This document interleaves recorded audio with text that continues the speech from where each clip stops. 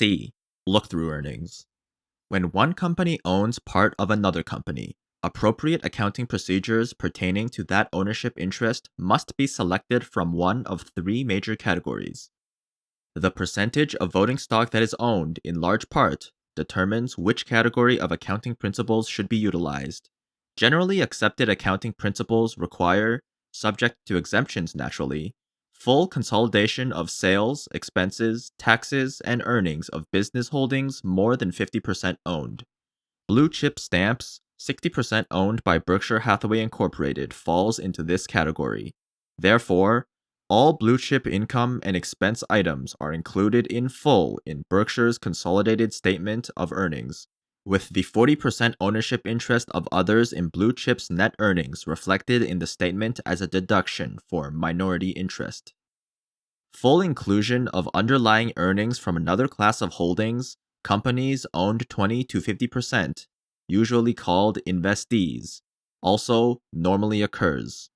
Earnings from such companies, for example, Wesco Financial, controlled by Berkshire but only 48% owned, are included via a one-line entry in the owner's statement of earnings. Unlike the over 50% category, all items of revenue and expense are omitted. Just the proportional share of net income is included. Thus, if Corporation A owns 1/3 of Corporation B, 1/3 of B's earnings, whether or not distributed by B, will end up in A's earnings.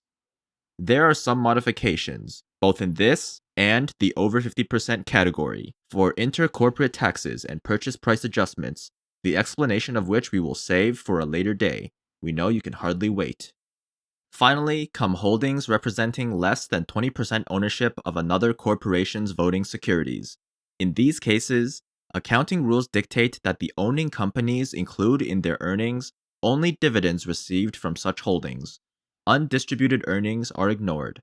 Thus, should we own 10% of Corporation X with earnings of $10 million in 1980, we would report in our earnings, ignoring relatively minor taxes on intercorporate dividends, either A. $1 million if X declared the full $10 million in dividends, B. $500,000 if X paid out 50% or $5 million in dividends, or C. 0 if X reinvested all earnings. We impose this short and oversimplified course in accounting upon you because Berkshire's concentration of resources in the insurance field produces a corresponding concentration of its assets in companies in that third, less than 20% owned category. Many of these companies pay out relatively small proportions of their earnings in dividends. This means that only a small proportion of their current earning power is recorded in our own current operating earnings. But, while our reported operating earnings reflect only the dividends received from such companies, our economic well-being is determined by their earnings, not their dividends. Our holdings in this third category of companies have increased dramatically in the recent years as our insurance business has prospered and as securities markets have presented particularly attractive opportunities in the common stock area. The large increase in such holdings plus the growth of earnings experienced by those partially owned companies has produced an unusual result. The part of our earnings that these companies retained last year, the part not paid to us in dividends, exceeded the total reported annual operating earnings of Berkshire Hathaway. Thus, conventional accounting only allows less than half of our earnings, iceberg, to appear above the surface in plain view. Within the corporate world, such a result is quite rare. In our case, it is likely to be recurring. Our own analysis of earnings reality differs somewhat from generally accepted accounting principles, particularly when those principles must be applied in a world of high and uncertain rates of inflation. But it's much easier to criticize than to improve such accounting rules. The inherent problems are monumental. We have owned 100% of businesses whose reported earnings were not worth even close to 100 cents on the dollar to us, even though, in an accounting sense, we totally controlled their disposition. The control was theoretical. Unless we reinvested all earnings, massive deterioration in the value of assets already in place would occur. but those reinvested earnings had no prospect of earning anything close to a market return on capital. We have also owned small fractions of businesses with extraordinary reinvestment possibilities whose retained earnings had an economic value to us far in excess of 100 cents on the dollar. The value to Berkshire Hathaway of retained earnings is not determined by whether we own 100%, 50%, 20%, or 1% of the businesses in which they reside. Rather, the value of those retained earnings is determined by the use to which they are put and the subsequent level of earnings produced by that usage. This is true whether we determine the usage or whether managers we did not hire but did elect to join determine that usage. It's the act that counts, not the actors, and the value is in no way affected by the inclusion or non-inclusion of those retained earnings in our own reported operating earnings. If a tree grows in a forest partially owned by us, but we don't record the growth in our financial statements, we still own part of the tree. Our view, we warn you, is non-conventional, but we would rather have earnings for which we did not get accounting credit put to good use in a 10% owned company by a management we did not personally hire than have earnings for which we did get credit put into projects of more dubious potential by another management, even if we are that management. The term earnings has a precise ring to it, and when an earnings figure is accompanied by an unqualified auditor's certificate, a naive reader might think it comparable in certitude to pi, calculated to dozens of decimal places.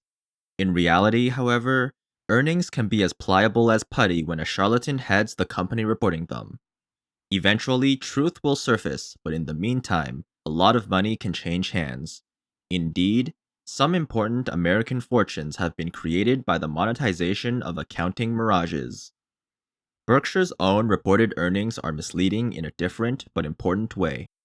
We have huge investments in companies, investees, whose earnings far exceed their dividends and in which we record our share of earnings only to the extent of the dividends we receive. The extreme case is Capital Cities ABC Incorporated. Our 17% of the company's earnings amounted to more than $83 million last year.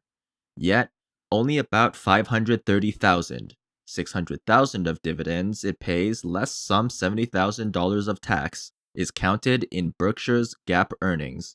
The residual $82 million plus stayed with Cap Cities as retained earnings, which work for our benefit but go unrecorded in our books. Our perspective on such forgotten but not gone earnings is simple. The way they are accounted for is of no importance, but their ownership and subsequent utilization is all important. We care not whether the auditors hear a tree fall in the forest. We do care who owns the tree and what's next done with it.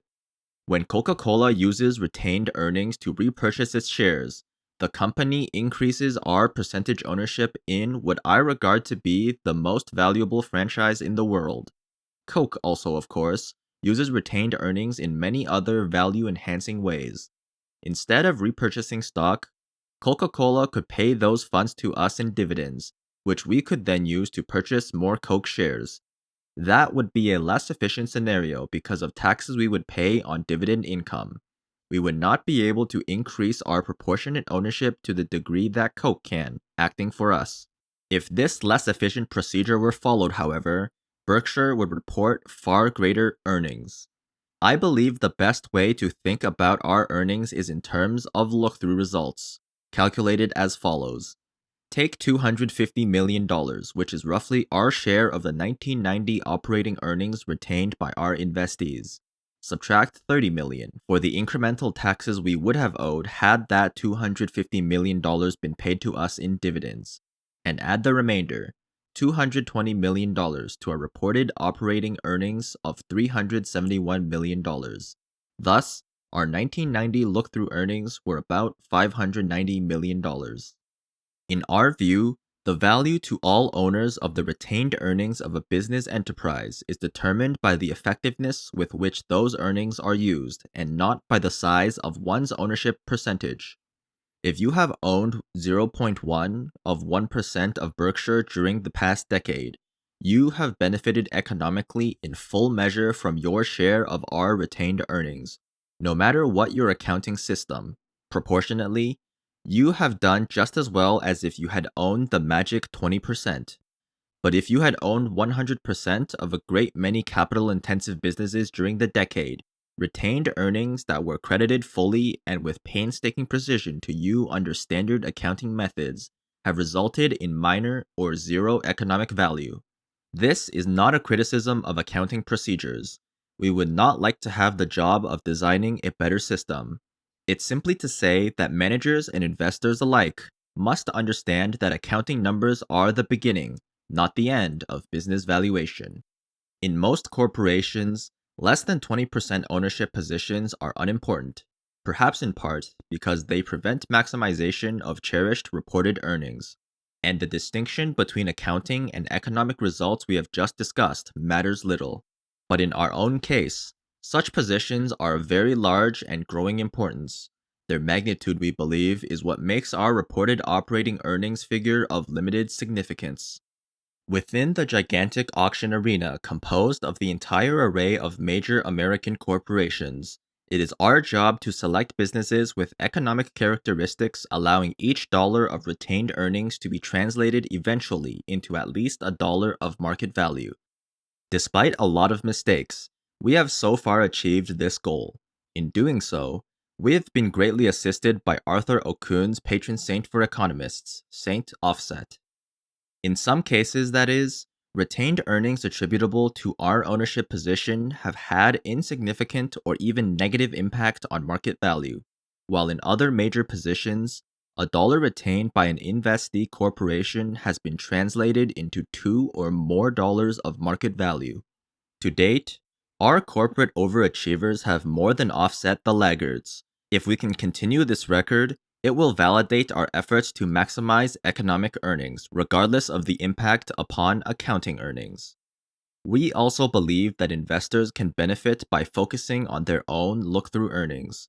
To calculate these, they should determine the underlying earnings attributable to the shares they hold in their portfolio and total these.